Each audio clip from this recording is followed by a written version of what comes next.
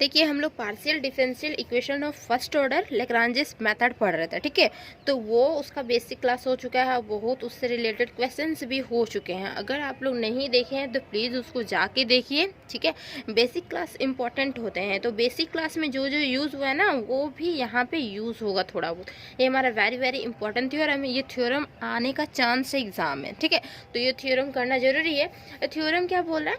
To derive a partial differential equation, partial differential equation को derive करनी है कब? By eliminating of arbitrary constant. जब हमारा कांस्टेंट दिया हुआ रहेगा क्वेश्चन में तो कांस्टेंट को एलिमिनेट करनी है एंड देन फिर क्या करना है? पार्शियल डिफरेंशियल इक्वेशन हमें क्रिएट करनी है।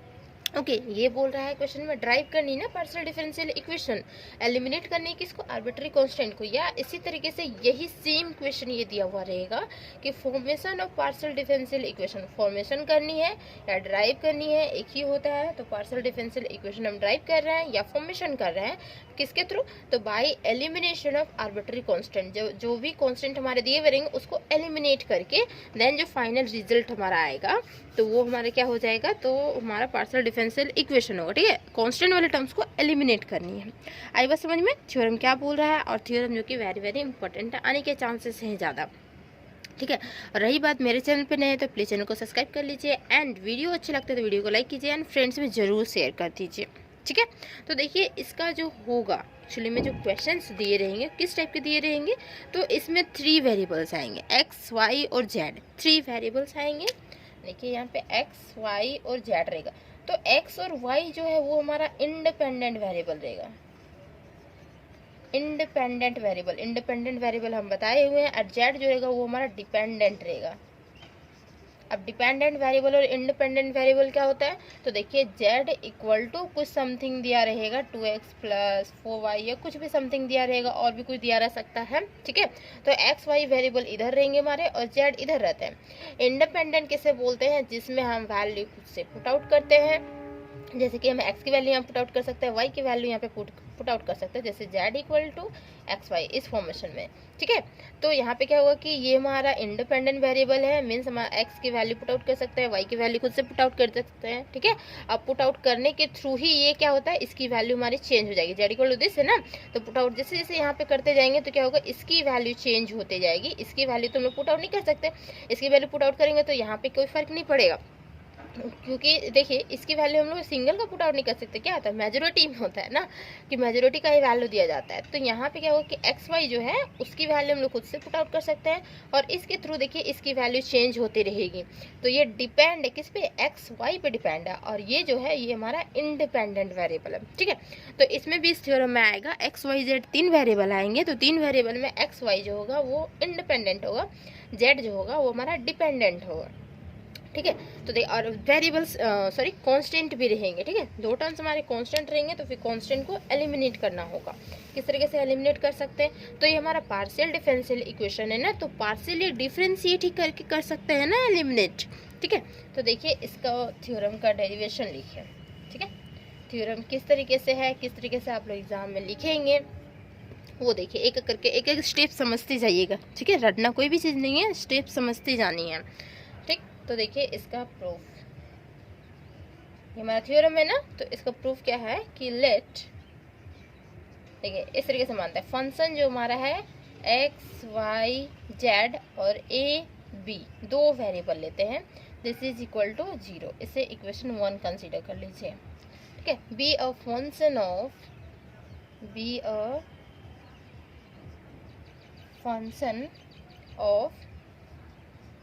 3 वेरिएबल है ना यहाँ पे x y Z, 3 variable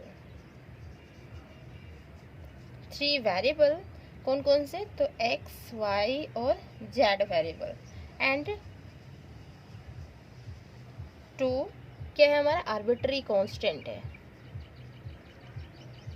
arbitrary means हम मान लिए ऐसे रैंडमली मान लिए, आर्बिट्री कांस्टेंट हमारा कांस्टेंट टर्म है 2, ठीक है। देन तो देखिए यहाँ पे क्या होगा, वेयर, लिखिए यहाँ पे where x and y be the independent variable है,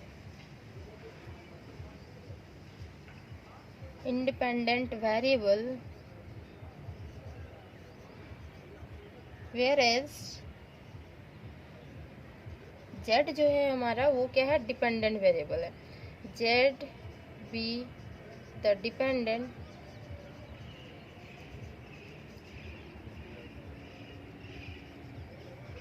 z हमारा डिपेंडेंट वेरिएबल है. ठीक है, तो नाउ अब हम क्या करेंगे, डिफ्रेंशिएट करेंगे partially with respect to x के रिस्पेक्ट में. पहले तो x के रिस्पेक्ट में जैसे ही करेंगे तो y हमारा कांस्टेंट टर्म होगा, क्योंकि हमारा इंडिपेंडेंट वेरिएबल है ना. तो इस तरीके से होगा ना, z इक्वल टू फंक्शन हमारा आएगा एक्स वाई, इस टाइप के फंक्शन आएंगे. तो x के रिस्पेक्ट में करेंगे तो ये हमारा क्या हो जाएगा, y जो होगा वो हम कांस्टेंट से ट्रीट करेंगे, पार्सली में कांस्टेंट से ट्रीट करते हैं. लेकिन यहाँ पे जो z है इसकी तो होगी डिफरेंशिएशन, है ना, इसकी डिफरेंशिएशन करनी होगी. अगर हम x के रिस्पेक्ट में कर रहे हैं तो del z upon del x हमें करना होगा. ठीक है, इस तरीके से होगा. तो देखिए यहाँ पे लिखते हैं पहले, फिर समझते हैं. ठीक, यहाँ पे क्या है कि नाउ डिफरेंशिएटिंग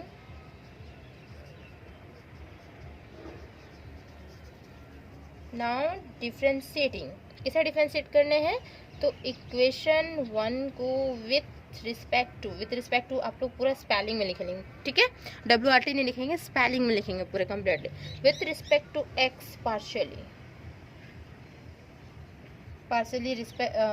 डिफरेंशिएट करेंगे, ट्रीटिंग क्या y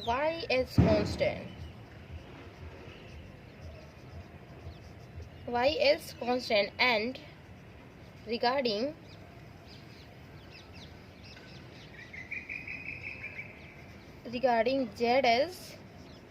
z as the function.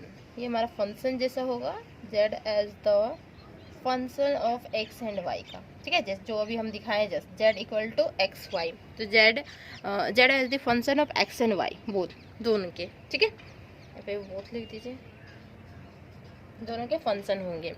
तो क्या होगा देखिए, तो देन हमारे पास जो रिजल्ट आएंगे वो किस तरीके आएंगे, तो हम ऊपर इरेज कर रहे हैं फिर लिख रहे हैं. ठीक है,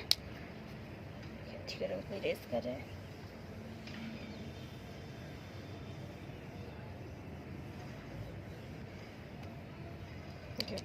देन तो हमें क्या मिलेगा, देन तो हमें डिफरेंशिएट करनी है, इस इक्वेशन 1 को डिफरेंशिएट करनी है. ठीक है, तो इक्वेशन 1 को डिफरेंशिएट करेंगे तो देखिए यहाँ पे f ऑफ x, ठीक, f ऑफ x होगा, x के रिस्पेक्ट में करें ना यहाँ पे x वाले टर्म्स, तो f है हमारा फंक्शन यहाँ पे है, तो क्या हो जाएगा यहाँ पे डेल f बाई में किसके रिस्पेक्ट में कर रहे हैं, तो x के रिस्पेक्ट में कर रहे हैं, तो डेल x, ये तो हमारा हो जाएगा इजीली.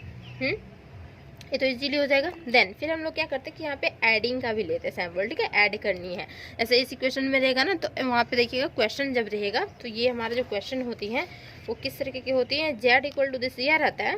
तो हम बताएंगे किस तरीके से रहता है. देखिए यहाँ पे पहले क्या करनी है कि इसे हमें डिफरेंशिएट करनी है, तो f को करनी होगी ना डिफरेंशिएट, तो x के रिस्पेक्ट में पहले x वेरिएबल लेते हैं, तो x के रिस्पेक्ट में करेंगे तो क्या होगा, डेल f अपॉन में क्या होगा, डेल x होगा. ठीक, और डेल f अपॉन में डेल y हमारा क्या है, कांस्टेंट टर्म है, तो y वाले तो हमारे डिफरेंशिएशन नहीं होंगे, लेकिन हमारा z वाला टर्म्स क्या होगा, वो डिफरेंशिएट होगा, है ना.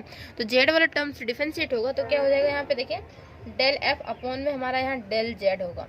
लेकिन क्या है कि यहाँ पे कि हमारा x के रिस्पेक्ट में जब कर रहे हैं तो नीचे हमारा x आना चाहिए. किसी के भी रिस्पेक्ट में करते हैं तो हमेशा नीचे वो रहता है.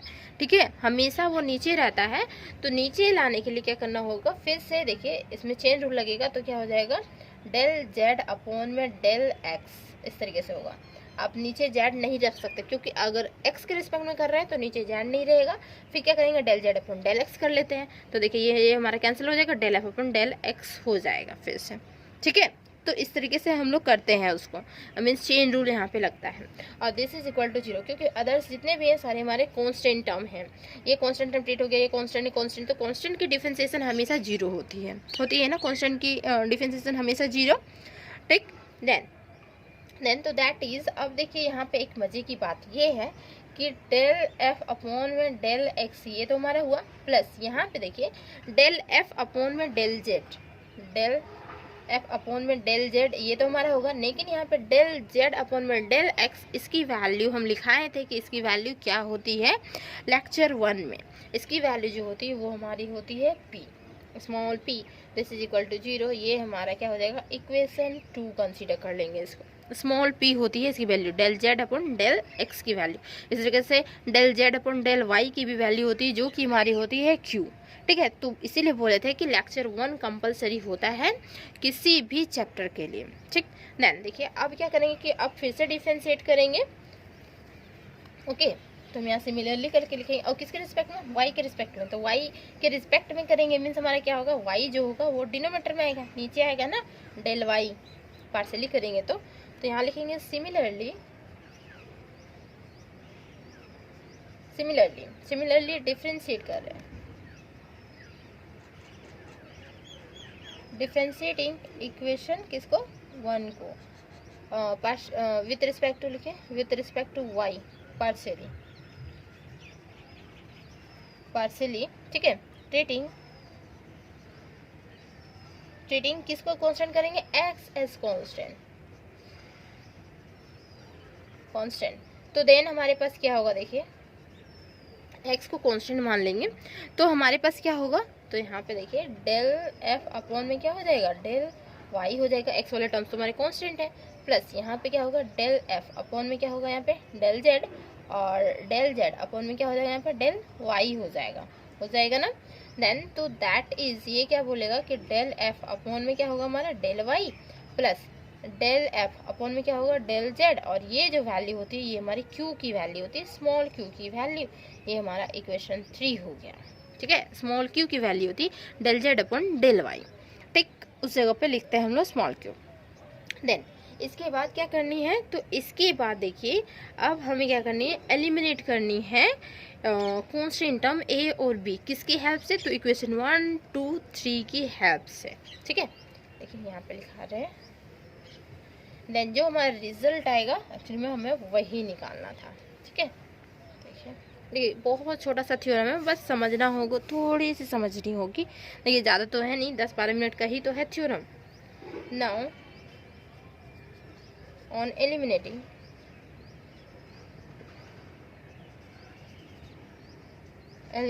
आर्बिट्ररी कांस्टेंट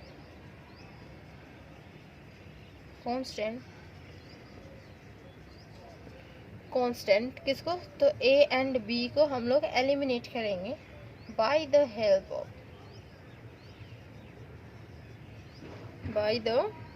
ऑफ किसकी हेल्प से, the help of the 3 equation.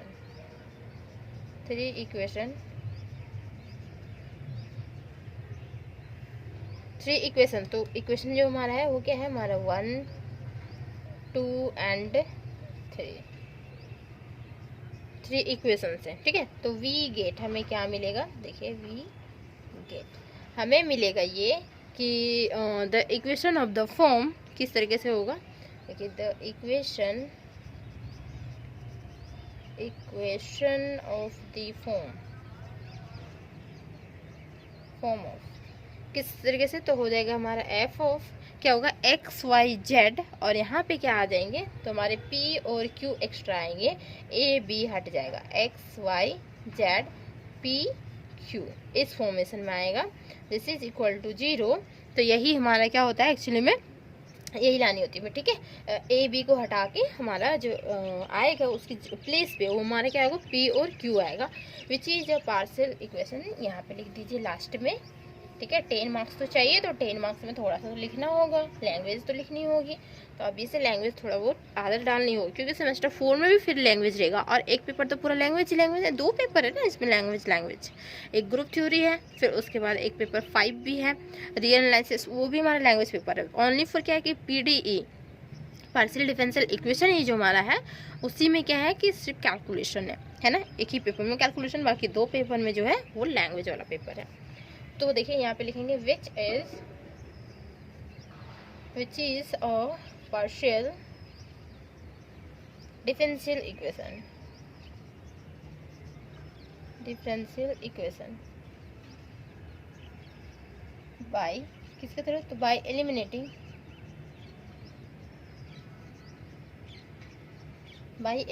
दिख रहा है ना, बाय एलिमिनेटिंग द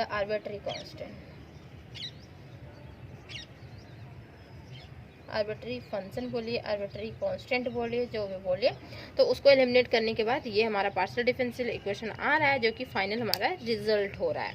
ठीक है, तो समझ में आया वीडियो को लाइक, फ्रेंड्स में शेयर एंड चैनल को ज़रूर सब्सक्राइब कर लीजिए। ठीक है, अब देखिए नेक्स्ट क्लास में इससे रिलेटेड क्वेश्चंस पढ़ेंगे। अगर क्वेश्चंस देखनी है आपको तो हम दिखा देते हैं क्वेश्चन किस टाइप के होते हैं। जैसे होता है ना जेड का फॉर्मेशन, क्वेश्चन जो होते हैं वो हमारा जेड इक्वल टू जैसे ए एक्स हुआ प्लस बी वाई हुआ, ए स्क्वायर प्लस बी स्क्वायर, तो देखिए जो जहाँ जहाँ पे कांस्टेंट है टर्म्स हमारे, तो वो क्या हो जाएंगे, पी क्यू के फॉर्मेशन में आ जाएंगे। ठीक है, पी क्यू के फॉर्मेशन में आएंगे। और वो किस तरीके से आएंगे, तो सबसे पहले डिफरेंशिएट करना होगा एक्स के रिस्पेक्ट में, फिर वाई के रिस्पेक्ट में, फिर सॉल्व करेंगे, फिर देखेंगे कि हाँ हमारा पी और क्यू का फॉर्मेशन में आ जा रहा है, तो फाइनल हमारा रिजल्ट वही होगा। ठीक है, पी और क्यू के फॉर्मेशन में आने चाहिए और एक्स वाई जेड वाला फंक्शन होनी चाहिए, एक्स वाई जेड का फंक्शन। ठीक, तो इससे रिलेटेड हम क्वेश्चंस करवाएंगे नेक्स्ट वीडियो में। ठीक है।